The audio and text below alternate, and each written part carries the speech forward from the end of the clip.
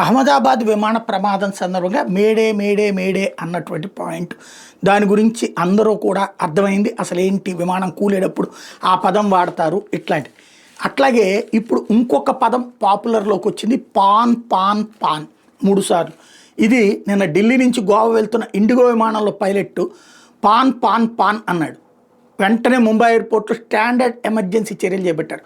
అంబులెన్స్లు, అగ్నిమాపక దళం రన్వే దగ్గర రెడీలో పెట్టుకున్నారు. బుధవారం రాత్రి 9:53 గంటలకు విమానాన్ని ఎమర్జెన్సీ ల్యాండింగ్ చేశారు.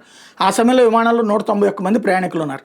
రాత్రి 9:27 సమయంలో విమానం ఇంజన్ 1లో సమస్య తలెత్తడంతో దాన్ని గుర్తించిన పైలట్ పాన్ పాన్ పాన్ అంటూ ఎమర్జెన్సీ కాల్ చేసినట్టు అధికారులు చెప్పారు. అసలు ఈ పాన్ పాన్ పాన్ అంటే పాన్ పరాగ్ కాదు, ప్రపంచవ్యాప్తంగా అందరూ ప్రామాణికంగా అనుసరించి రేడియో కాల్ అనమాట. అంటే తక్షణం ప్రాణాపాయం లేని పరిస్థితుల్లో వాడే ఎమర్జెన్సీ కాల్. ప్రాణాపాయం లేకపోయినా ఇది అర్జెంటు, దీని మీద వెంటనే దృష్టి సారించాలి అన్నది ఆ కాల్ అర్థం.